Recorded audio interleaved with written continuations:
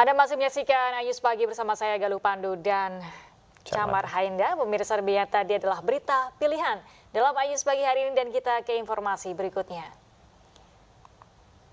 Pemirsa, sidang PK Saka Tatal dijadwalkan akan digelar hari ini Rabu 24 Juli di Pengadilan Negeri Cirebon. Ya, dalam wawancara bersama dengan Aiman Wicaksono dalam program Rakyat Bersuara tadi malam, Farhad Abbas, tim kuasa hukum Saka Tatal optimis bahwa dengan bukti yang ada Saka Tatal akan menang. Saya sangat yakin sekali bahwa pasca dibebaskannya Peggy pra-peradilan itu yang merubah kronologis peristiwa pidana itu, pembunuhan, ya. Dan menjadi catatan penting saya, Rudiana yang selama ini kita laporkan baik di Barreskrim maupun pidana Propam itu tidak pernah muncul, nggak pernah pakai pengacara. Begitu Dede mencabut dan menyatakan ini adalah rekayasa Rudiana, Liga juga baru nongol lah 60 pengacara gitu. 60 pengacara kan katanya Rudiana itu adalah polisi aktif. Kalau polisi aktif kan berarti harus dapat bantuan pengacara dari kantor polisi dong, dari Polri. Kenapa dibiarkan? Kalau mau dihitung berapa biaya pengacara 60 orang itu? Kira seperti itu kan sudah jadi rahasia umum. Nah, kemudian besok saya memimpin tim ya di Cirebon. Saya bukan mengatakan besok perperangan, tapi sudah tahu. Tapi saya yakin pasti nanti akan sudah ketahuan pemenangnya.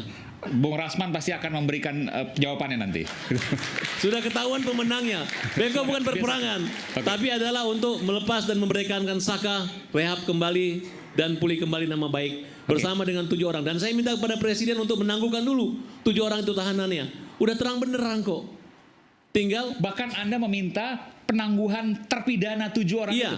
Tanpa proses pengadilan pun bisa. Presiden bisa melakukan abolisi. Belum tahu loh nih PK-nya apa hasilnya. Saya yakin banget bahwa yakin kemarin saya analisa ketika putusan Eman, Anda akan menang. Ya, saya yakin putusan Eman itu bisa terjadi karena apa? Pertama, polisi tidak yakin 100%, hanya 90% yakin itu Peggy Peron. Kedua, polisi menetapkan tersangka atau menetapkan sebagai barang bukti itu pada tahun 2024. Dan saya yakin hakimnya pasti membaca putusan nomor 3, putusan nomor 5 dan 16. Kalau tidak begitu, hakim mana berani? Putusan sudah sampai kasasi, tiba-tiba hakim membatalkan status Peggy Peron. Nggak mungkin. Tapi yakin, kalaupun diterima Peggy Peron sebagai tersangka, jaksa akan sulit mem-P21 perkara tersebut. Kenapa? Karena pemerkosaan tidak pernah dilakukan tes DNA. Jadi dengan dikabulkan pra-peradilan itu dan dinyatakan bahwa 2 buron lainnya itu adalah fiktif, otomatis gugur ini adalah bukan hanya peradilan sesat tapi halusinasi. Protes keras terhadap kelambanan pemerintah menangani persoalan kedaruratan sampah. Masyarakat buang sampah ke kantor Bupati Sintang. Aksi tersebut sempat ricuh dipicu ketersinggungan peserta aksi dengan pejabat pemerintah daerah.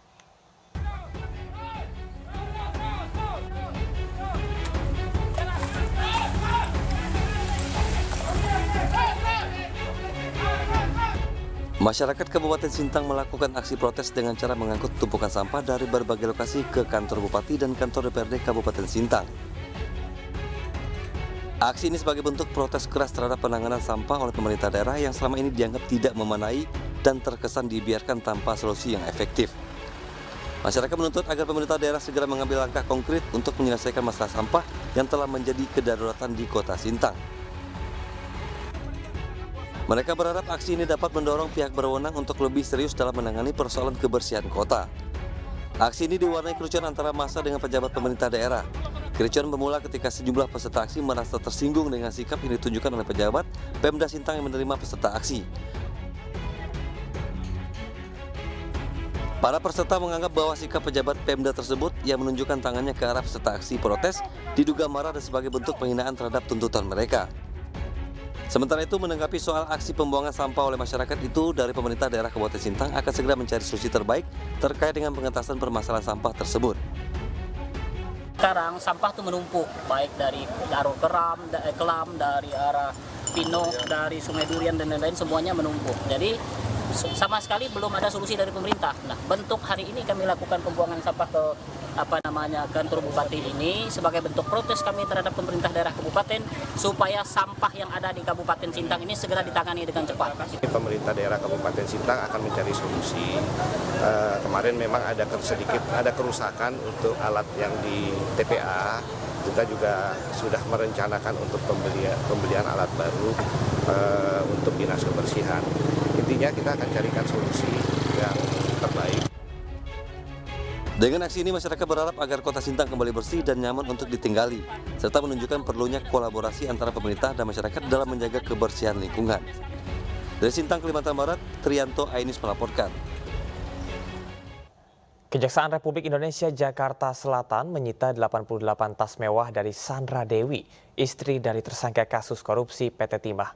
Namun Sandra Dewi mengaku 88 tas branded yang disita merupakan hasil jeripayahnya sendiri.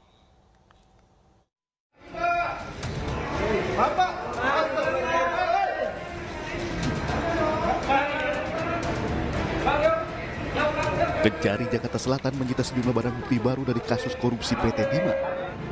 Namun, barang bukti yang disita oleh petugas merupakan tas mewah milik istri Harvey Muiz, tersangka yang kini tengah diperdebatkan.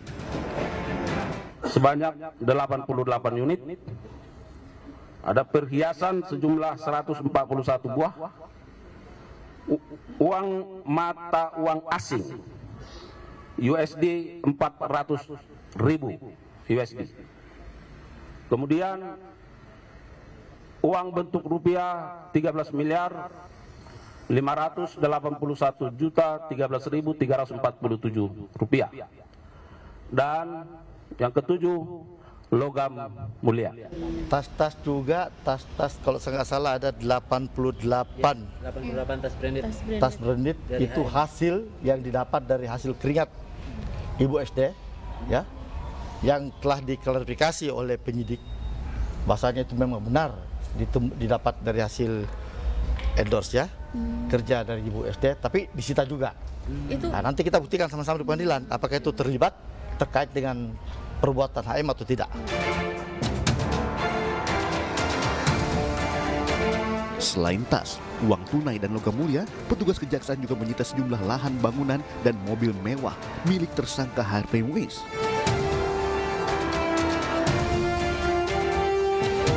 Pihak Harvey Muiz dan Sandra Dewi menegaskan akan kooperatif hingga di kursi pengadilan atas kasus dugaan korupsi timah yang menimpanya. Dari Jakarta, Jen Cahyani, Damar Wijaksono, iNews melaporkan. Di Sukabumi, Jawa Barat, pemirsa, sejumlah siswa harus bertaruh nyawa agar bisa bersekolah. Para siswa harus menyeberangi sungai menggunakan jembatan gantung yang rusak parah usai diterjang luapan Sungai Cikaso beberapa waktu lalu.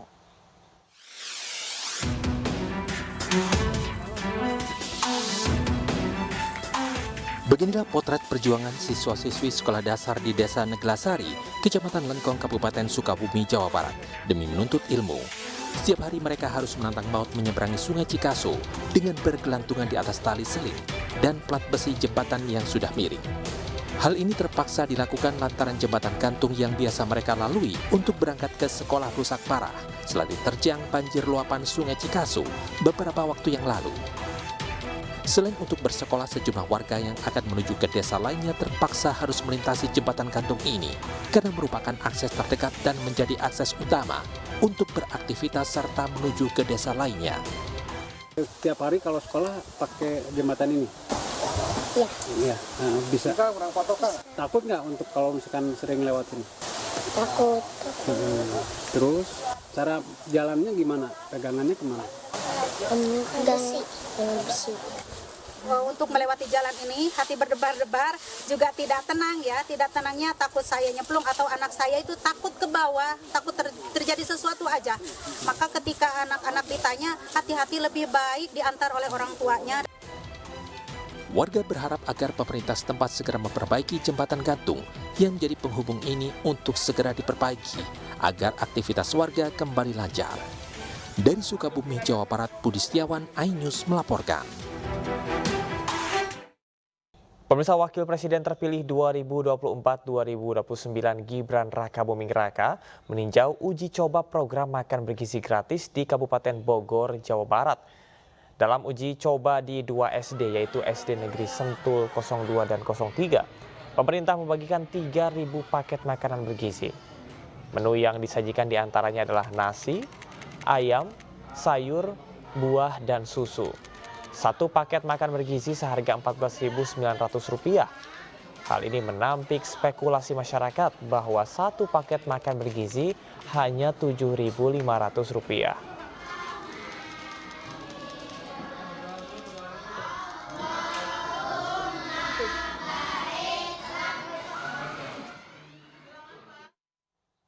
Pemirsa, puncak peringatan Hari Anak Nasional digelar di Jayapura, Papua. Presiden Joko Widodo dan Ibu Negara Iriana Joko Widodo pun hadir dengan mengenakan aksesoris khas Papua.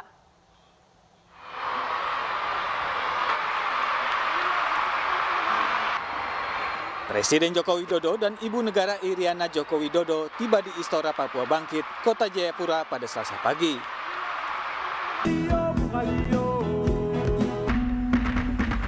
Presiden dan Ibu Negara hadir dengan memakai topi rumbai khas Papua dan mengenakan noken atau tas anyaman dari Papua. Sementara anak-anak yang hadir mengenakan seragam SD, SMP, hingga pakaian adat.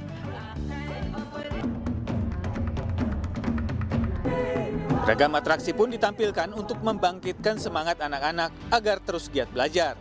Siap gerak kepada Bapak Presiden, hormat gerak. Peringatan Hari Anak ke-40 dengan tema Anak Terlindungi, Indonesia Maju dilaksanakan di Papua.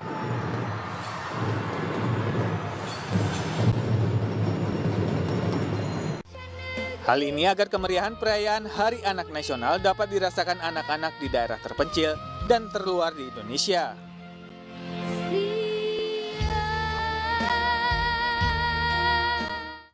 Sementara itu, pada puncak Hari Anak Nasional 2024, TNI Angkatan Laut melalui Lembaga Kedokteran Gigi RE Marta Dinata bersama dengan organisasi istri prajurit TNI Al-Jala Senastri menggelar serangkaian kegiatan di Jakarta.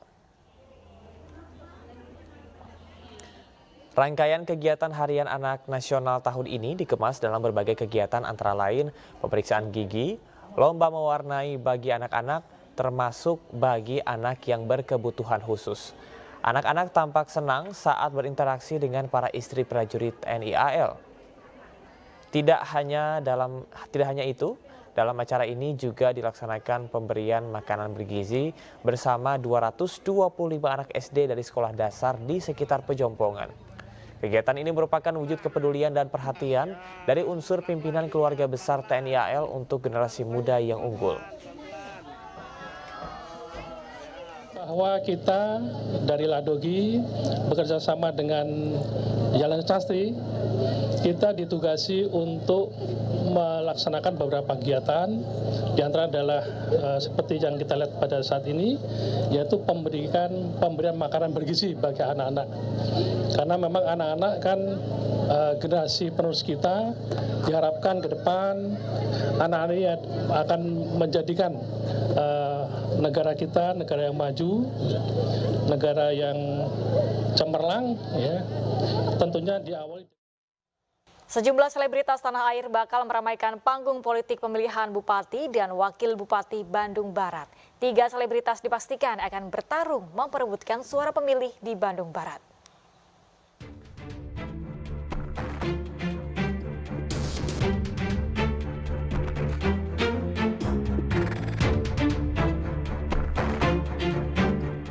Perang bintang diprediksi akan terjadi di Bandung Barat. Sejumlah selebritas dipastikan akan maju dalam pilkada mendatang. Ipar Raffi Ahmad, JJ Govinda atau JJ Ritchie Ahmad akan maju dalam pilkada Bandung Barat sebagai calon Bupati Bandung Barat. JJ diusung oleh Partai Amanat Nasional pada pilkada 2024 mendatang. Majunya JJ mendapatkan dukungan dari Raffi Ahmad. Raffi pun siap membantu JJ maju di Pilbub Bandung Barat. JJ akan fokus terhadap pembangunan infrastruktur yang ada di Bandung Barat. Selain JJ, Hengki Kurniawan juga akan maju di Pilkada Bandung Barat. Hengki yang sebelumnya pernah menjabat sebagai Bupati Bandung Barat kembali akan bersaing dalam pilkada mendatang. Saat ini Hengki telah resmi diusung oleh PDI Perjuangan. Sebelumnya PDIP sempat mengajukan Hengki di Blitar, namun PDIP berubah haluan dan menugaskan Hengki di Bandung Barat. Sementara Partai Demokrat mengusung pasangan Gilang Dirga sebagai calon wakil Bupati Bandung Barat berpasangan dengan Dik-Dik Agus Triwiyono. Tidak hanya Partai Demokrat, pasangan ini juga mendapatkan dukungan dari PKS. Majunya selebritas bukan hal baru dalam politik. Popularitas mereka dinilai bisa meningkatkan elektabilitas. Namun tidak hanya popularitas saja, selebritas ini diharapkan bisa memimpin daerahnya dengan baik. Tim Liputan, iNews melaporkan. Sementara itu, PDI Perjuangan siap melawan dominasi Koalisi Indonesia Maju di Jawa Timur dan Sumatera Utara.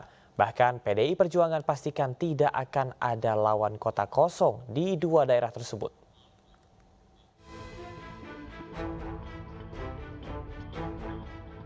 Di Jawa Timur, duet Kofifa Indar Parawansa dan Emil Dardak telah mengantongi 8 dukungan partai.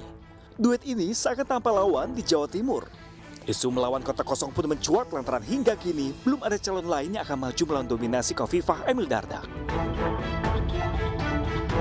Sementara di Sumatera Selatan, menantu Presiden Jokowi didukung oleh 7 partai. Ketujuh partai ini sebagian besar adalah anggota Koalisi Indonesia Maju. Hingga kini belum ada nama kuat lain yang dipastikan melawan Bobi. Namun PDI Perjuangan tak gentar. Partai berlambang banteng ini siap melawan dominasi di dua daerah tersebut. Bahkan PDIP telah menyiapkan kadernya sendiri guna mencegah lawan kota kosong di pilkada mendatang. PDI Perjuangan di Sumatera Utara bisa mencalonkan sendiri. Di Jawa Timur kami juga sedang membangun kerjasama politik sehingga kota kosong itu tidak akan terjadi untuk Provinsi Jawa Timur dan Sumatera Utara. Karena ini juga mencerminkan aspirasi rakyat terhadap adanya alternatif calon pemimpin. Di Jawa Timur, sejumlah nama telah disiapkan PDI Perjuangan. Tri Risma hari ini hingga Pramono Anung digadang-gadang akan diusung oleh PDIP dalam Pilgub Jawa Timur. Sementara di Sumatera Utara, Edi Rahmayadi dinilai mampu melawan dominasi Bobi. Tim Liputan iNews melaporkan. Pemirsa, Kepala Staf Presiden Muldoko keberatan jika prajurit TNI diperbolehkan menjalankan bisnis pribadi. Sebelumnya TNI memberi masukan agar larangan berbisnis dicabut selama tidak mengganggu pekerjaan utama.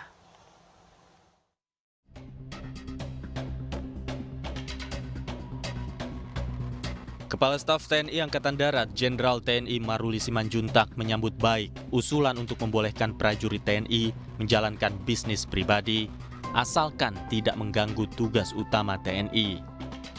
Selama dia tidak mengganggu kerjaan, tidak mengganggu orang lain, ya kan? Ya, kenapa harus dilarang-larang gitu loh? Hanya untuk nambah-nambah, ya kan? Kebutuhan-kebutuhan sekarang kan luar biasa, anak sekolah apa segala macam. Kami juga nggak mungkin kalau nggak ada apel pagi ya pasti kita marah, ya kan? Nggak sampai dia apel sore, pasti dimarahin atasannya.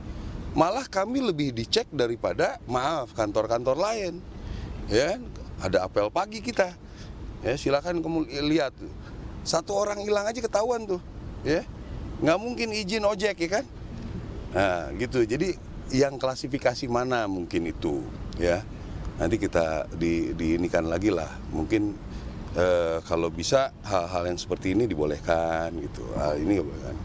Karena mungkin Mas sering ketemu nggak yang anggota saya suka ojek? Nggak pernah ketemu kan? Ketemu anggota saya banyak loh yang ojek online untuk nambah-nambah, ya. Terus mau dilarang?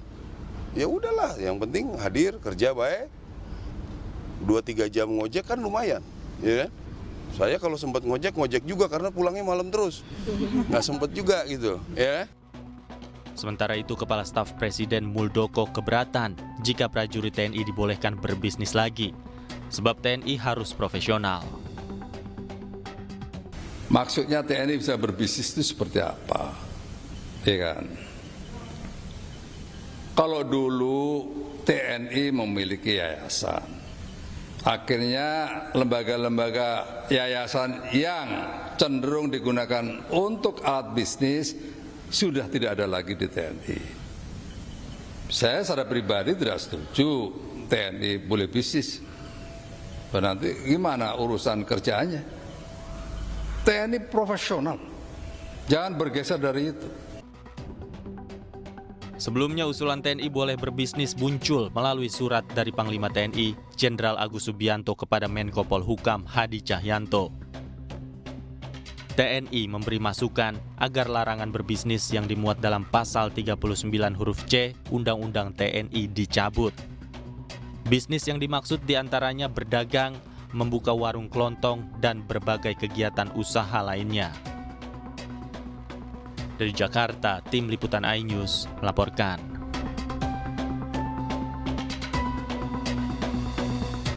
Pemirsa, Kadin Indonesia menyambut positif langkah Menteri Perdagangan yang membuat Satgas Impor.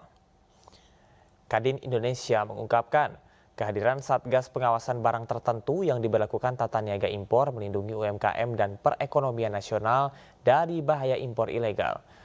Menurut Ketua Umum Kadin Indonesia Arsyad Rashid, impor ilegal membahayakan perekonomian nasional, baik perusahaan besar maupun UMKM. Pembentukan Satgas ini ditetapkan oleh Keputusan Menteri Perdagangan Nomor 932 Tahun 2024 dan mulai aktif bekerja hari ini. Ada 7 jenis barang yang diawasi, antara lain tekstil pakaian, aksesoris pakaian keramik, elektronik, alas kaki, dan kosmetik. Di mana kami menjabatani antara suara ALB kepada Menteri Perdagangan itu Pak Zulfi Hasan, dan hasilnya adalah Kemendak nomor 934/2024 yang telah dikeluarkan, yang dimana Kadin menjadi bagian dari Satgas Pengawasan Barang Tertentu, tapi bukan Kadin saja, ini kita bicara Kadin on behalf of semua asosiasi yang ada, khususnya asosiasi yang terkait. Pemirsa, lanjutan Liga Futsal Profesional 2024 kembali digelar di Gor Nambu, Kota Tangerang, Banten. Ya, 8 tim saling berhadapan demi memperoleh 3 poin dalam 4 laga yang berjalan cukup sengit.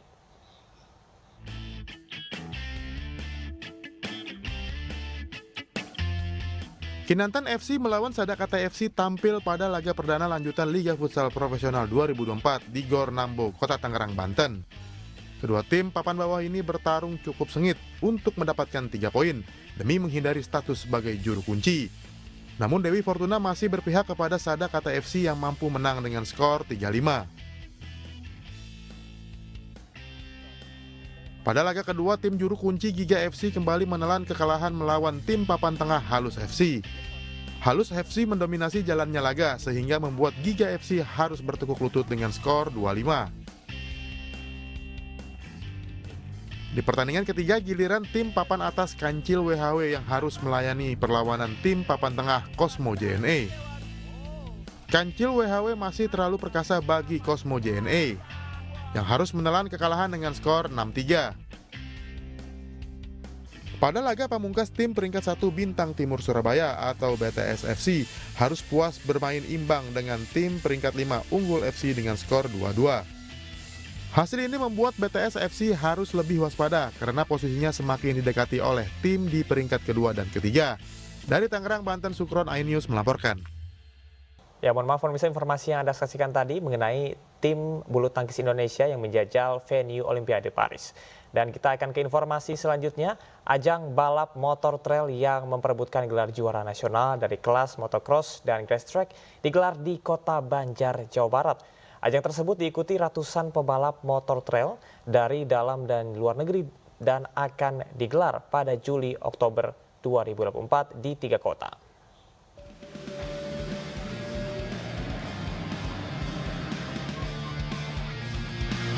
Ratusan pembalap motor trail terbaik dari dalam dan luar negeri berlaga memperebutkan gelar juara pada Kejurnas Krating dan Supercrosser Seri 1 tahun 2024 yang digelar 2 hari di sirkuit Gelora Banjar Patroman, Kota Banjar, Jawa Barat. Ajang bergengsi dari beberapa series perlombaan balap motor trail ini memperebutkan gelar juara nasional dari kelas motocross dan grass track. Para pembalap motor trail nasional dan internasional bersaing ketat di sirkuit Kering Tandus, memperebutkan tiket wildcard untuk mengikuti kejuaraan MXGP 2025. Keseruan tidak hanya saat kelas MX2 berlangsung, tapi juga di kelas MX1. Persaingan pembalap-pembalap top Indonesia ada di kelas ini. Tidak hanya itu, para pembalap motor trail bisa unjuk kebolehan di setiap aksi dan menciptakan prestasi serta pengalaman luar biasa di setiap lintasan. Adanya ajang balap ini diharapkan bisa menumbuhkan pembalap muda yang berbakat serta profesional hingga bisa tampil di kancah internasional. Kita juga pengen banget mendukung para motocross atau crosser Indonesia supaya bisa tampil, bisa memberikan memberikan energinya, memberikan pengalamannya dari skillnya juga supaya bisa berajang, punya kesempatan di ajang internasional kayak MXGP. Saya memotivasi adanya event-event seperti ini di Kota Banjar. Kalau bisa rutin ya setiap 3 bulan sekali supaya masyarakat Banjar terhibur, yang terutama ada prestasi-prestasi yang bisa diraih oleh para crosser. Krating Daeng Supercrosser Seri 1 tahun 2024 Dirt War Energy ini bekerja sama dengan pemerintahan daerah dengan menampilkan beragam kuliner dari UMKM setempat. Dari Kota Banjar, Jawa Barat, Acep Muslim, iNews melaporkan.